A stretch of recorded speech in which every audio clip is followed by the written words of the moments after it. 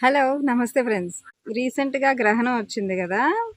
ఆ గ్రహణం రోజుని అమ్మమ్మ స్టోరీ ఒకటి చెప్పింది. గ్రహణం ఎలా పడతది అనేసి. అది వినడానికి నాకు చాలా నవ్వొచ్చింది. ఫన్నీగా అనిపిచ్చింది.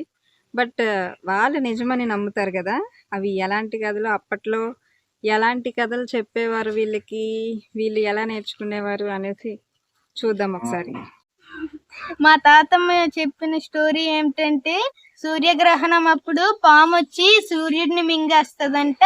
చంద్రగ్రహణం అప్పుడు చంద్రుడిని మింగేస్తదంట. సో ఫన్నీ కదా. ఇప్పుడు నేను ఎక్స్ప్లెయిన్ చేస్తా తాతమ్మకి. తాతమ్మ ఒకసారి వెళ్ళారా, నీతో కొంచెం మాట్లాడాలి. నమస్తే. తాతమ్మ, మొన్న గ్రహణం గురించి బుజ్జమ్మకి ఏదో స్టోరీ చెప్పావంట కదా, అది నాకు కూడా చెప్పు. అదేట్రా మర్చిపోను. ఇప్పుడు గ్యాప్ రాకుంటుంది కదా. అలా కాదు, ఇప్పుడే చెప్పాలి. జ్ఞానమా పామును పడుతుంది కాకలో అతను రాకుంటుంది. సూర్యదేవుని చంద్రదేవుని సంవత్సరానికో 2 సంవత్సరాలకో అదే పాము మింగుతుంది. దేన్ని మింగుతుంది? చంద్రదేవుని మింగుతుంది, సూర్యదేవుని మింగుతుంది.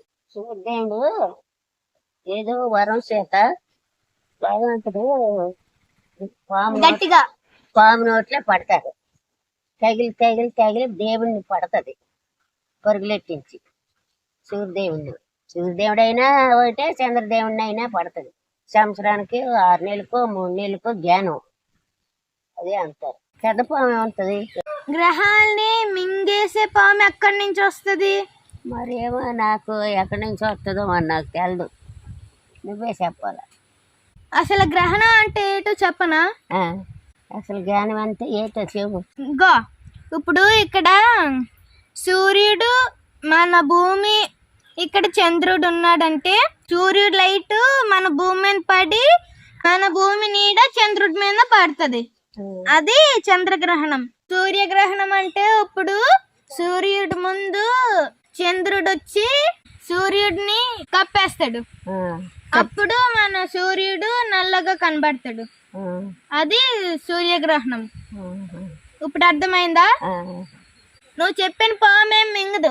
అంత పెద్ద పాములు లేవు, ఉండవు కూడా. దేవుడికి సూర్యదేవుడు చంద్రదేవుడు లేడు అడ్డుతుంది దేవుణ్ణి. పాము మింగుతుంది అంటారు కదటమ్మ, అదే మాకు తెలుసు. ఇప్పుడు అర్థమైందా సూర్యగ్రహణం ఏంటో చంద్రగ్రహణం ఏంటో? నీకు కథ వాళ్ళు చెప్పారు? నాకెవరూ చెప్పలేదు, నాన్న అంతాను. ఎవరు చెప్పకుండా నువ్వంతా నువ్వే ఎలాగా చెప్పగలవు? మా నాన్నగారు వాళ్ళు అనుకుంటే ఆలకించాను. అప్పట్లో ఇలాంటి కథలు చెప్పేవారా? చెప్పుకుండేవారు. వాళ్ళు చెప్పుకుంటే నేను ఆలకించేదాన్ని. అవి అన్ని నిజాలు కావు, అబద్ధాలు. సూర్యగానం అంతే ఏటో, చంద్రగానం అంతే ఏటో మా మనవడు చెప్పాడు నాకు ఆ కథ.